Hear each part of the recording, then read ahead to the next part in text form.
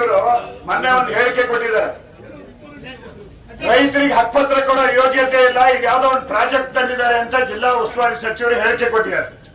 ಮತ್ತೆ ನನ್ನ ಗಮನಕ್ಕೆ ಬಂದಿಲ್ಲ ಅಂತ ಹೇಳಿದ್ದಾರೆ. ಎರಡನೇದು ನಮ್ಮ MLA ಅವ್ರ ಗಮನಕ್ಕೂ ಬಂದಿಲ್ಲ ಅಂತ ಪತ್ರಿಕೆಯಲ್ಲೆಲ್ಲ ಹೇಳಿಕೆ ಆಗಿ ಜನ ವಿರೋಧ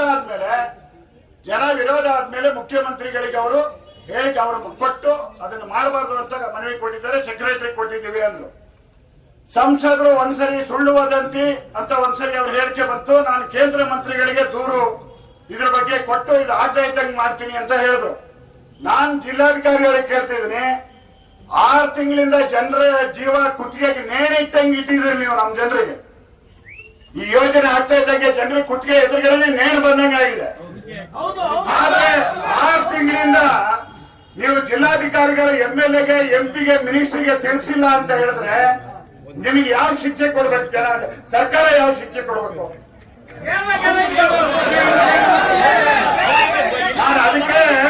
ನಾನು ಅದಕ್ಕೆ ಅದನ್ನ ಮಾತಾಡೋದಕ್ಕೆ ನಾನು ಗಂಭೀರವಾಗಿ ಮೈಕನ್ನ ತಗೊಂಡೆ.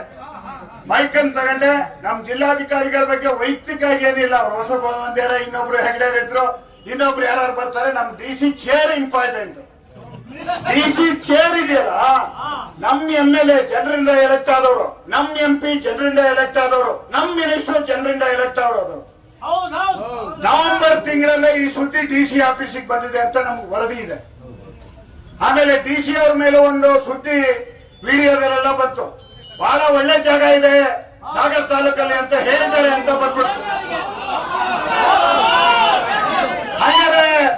ಹಂಗಾರೆ ನಮ್ ಚೀಫ್ ಸೆಕ್ರೆಟರಿ DC ದೊಡ್ಡವರ, MLA MP ಮಿನಿಸ್ಟರ್ ದೊಡ್ಡವರ ಅಂತ ಪಾಪ ನನಗೆ ಹೇಳ್ಕೊಡ್ಬೇಕು. ನನಗೆ ಗೊತ್ತಿಲ್ಲ. ಅದಕ್ಕೆ ಆಮೇಲೆ ಆ ಸರ್ಕಾರ ಯಾವುದೇ ಇರ್ಬೋದು, ಜನರಿಗೋಸ್ಕರ ಯೋಜನೆ ಮಾಡೋದಲ್ಲಪ್ಪ. ಜನರಿಗೋಸ್ಕರ ಮಾಡಿದಾಗ ನೀವು ಮೊದ್ಲು ಯಾರಿಗೆ ತಿಳಿಸ್ಬೇಕು? ಗ್ರಾಮ ಪಂಚಾಯತಿಯಲ್ಲಿ ಗ್ರಾಮ ಸಭೆಗೆ ಬರ್ಬೇಕ ಗಮನಕ್ಕೆ. ರಾಷ್ಟ್ರಪತಿ ಪ್ರಧಾನಿ ಬಂದ್ರು, ಹಾರ ಹಾಕೋರು ಪಂಚಾಯತಿ ಅಧ್ಯಕ್ಷರು, MLA MP ಇದ್ರು. ನೀವು ಪಂಚಾಯತಿ ಯಾವಾಗ ತಿಳಿಸ್ರಿ? 5 ತಿಂಗಳ ನಂತರ. ನಮ್ ಶಿವಾನಂದ ಗೌಡ್ರಿಗೆ ಹೇಳ್ತಾ ಇದ್ರು ಮನೇಲಿ ಯಾರು ಮಲಗ್ತಿಲ್ಲ ಅಂತ, ಜಂಬಾಲಿ ಅಶೋಕನ್ ಮನೇಲೂ ಮಲಗ್ತಿಲ್ಲ ಅಂತ.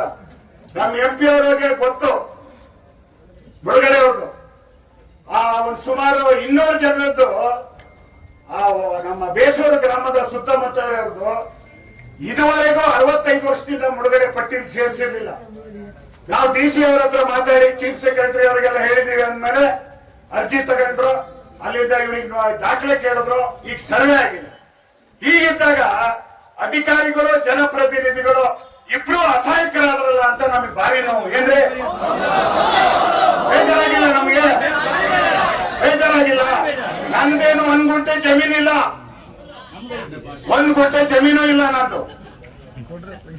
ಅದಕ್ಕೋಸ್ಕರ DC ಅವರು ಸ್ಪಷ್ಟನೆ ಕೊಡಬೇಕು. ಏನ್ ಬಂತು ಡೆಲ್ಲಿಯಿಂದ ಅದೇನಾದ್ರು ತಿಳಿಸಬಾರ್ದು ಅಂದ್ರೆ, ಸರ್ಕಾರದ ಕಾನೂನು ಅಂದ್ರೆ ಆ ಸರ್ಕಾರನೂ ನಮ್ದಲ್ಲ. ಕೇಂದ್ರ ಇರ್ಬೋದು, ರಾಜ್ಯ ಇರ್ಬೋದು, ನಮ್ಮ ಸರ್ಕಾರ. ಆ ಸರ್ಕಾರಗಳಿಗೆ ದಿಕ್ಕ. ಯಾವ ಸರ್ಕಾರನೂ ಜನರಿಗಿಂತ ದೊಡ್ಡ ಸರ್ಕಾರ ಯಾವುದೂ ಇಲ್ಲ.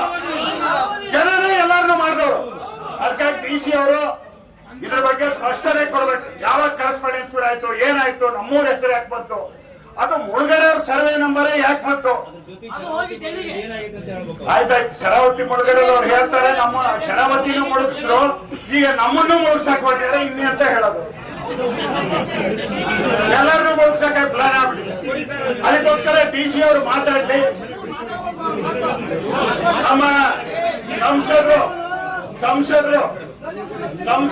ಶಾಸಕರು ದಯವಿಟ್ಟು ಸ್ವಾಮೀಜಿಯವರೇ, ಸಂಸದರು ಶಾಸಕರು ದೊಡ್ಡ ಹಿರಿಯ ಸ್ವಾಮೀಜಿಯವರಿದ್ದಾರೆ, ಬಹಳ ಪರಿಚಯದವರು.